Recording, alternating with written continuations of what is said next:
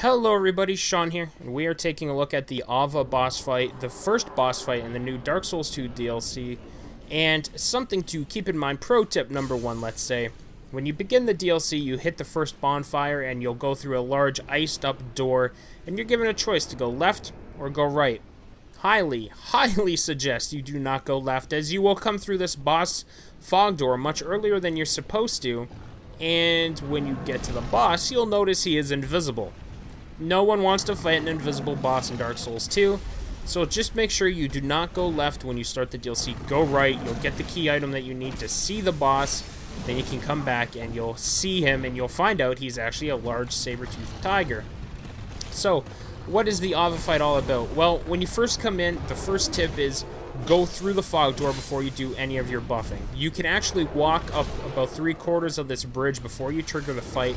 So get closer to him before you buff up. It's only going to save you maybe 5 to 10 seconds, but those are several seconds that your sword will be stronger or you'll have better defenses, whatever it is you'd like to employ. So just go through the fog door and then buff up before you waste several seconds of your spell walking through the fog door. Aava's attacks are primarily physical, but he has 3 magical ones. You saw one right there, which is a form of the crystal homing soul mass. It doesn't home in super well, but the closer you are, the more likely you are to be hit. So anytime you see him use that spell, back away. That's the second one, which is basically the same as the flame pillars, except for this time it's icy crystals. He'll only use that one when you're close to him. So basically, long range, he's going to use the homing soul mass. Close range, he's going to use the crystal pillars. He has a third one, which you'll see even more rarely, and that is an explosion. Much like all the other bosses in the DLC, they all seem to have an explosion-based attack, so if you stand close to him for too long, he'll kind of hunch up and growl a little bit, and then boom, will release the explosion. It's a magic-based explosion, so having your shield up is not going to save you from it. His other attacks are all melee-based, primarily to do with his paws, although he has one where he'll walk away, he'll jump at you, and he'll try to eat you. If he does manage to eat you, it's going to do a ton of damage. Don't let that happen. For your character, don't worry about the magic. If you're coming into this fight, just bring a shield that's got 100% melee block, because there's times like that where you might just get hit, and it's much easier to get your shield up than it is to try to dodge and risk taking a hit. For weapons, you're going to want to use either fire or darkness enchanted gear, swords, what have you, if you're using spells and pyromancy or hexes. They seem to do a little more damage. It wasn't huge numbers, but my darkness sword was hitting for, I believe, it was like 15 or 20 more than my magic enchanted sword was. For the actual fighting, how you're going to take down Aava, it's pretty straightforward because Aava is very easy to get looped in a pattern. Basically what he will do is he'll run towards you.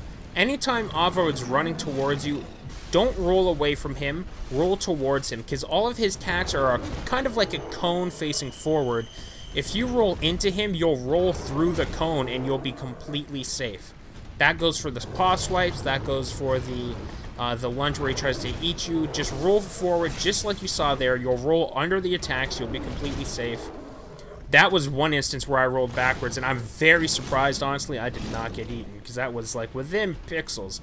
Generally, roll forward, it's going to be a lot safer. But anyways, you want to loop him into these attacks. So he's going to run at you like this. You're going to roll towards him, hit him once or twice, depending on how slow your weapon is, and then you want to get away, because if you linger for too long, he's going to either do that very large, almost like it's 180 degrees, maybe a little more, of a paw swipe to try to get you away from him, or he's going to do that AoE explosion, neither of which you want to deal with. So hit him a few times and then get away, or just be very defensive. Don't just keep hitting him, because he will punish you if you are doing that. Hit him once or twice, then reset. He's gonna keep doing this as you're watching. Hit him a couple times, roll away. He'll either keep standing near you and will attack again, or he'll run away. And then you just keep doing this again and again. You get a couple hits in.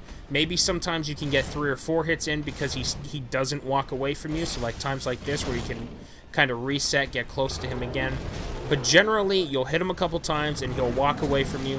Hit him a couple times, he'll walk away from you. And you just keep doing that over and over until he dies. Remember, anytime he rolls towards you, roll towards him. It's much safer that way. Keep your shield up if you're having issues. Again, it 100% melee block shields will block all of his physical attacks. They'll even block him when he lunges at you. If you have the shield up, it'll take like all of your stamina to block the hit, but you can block even the very powerful lunges, so keep that in mind. But otherwise, just do this back and forth with him, and eventually you will get the kill. But yeah, that's it. That's the Aava boss fight. I hope this helps out even a little bit. It is a tricky first fight. I thank you for watching. We'll see everyone next time.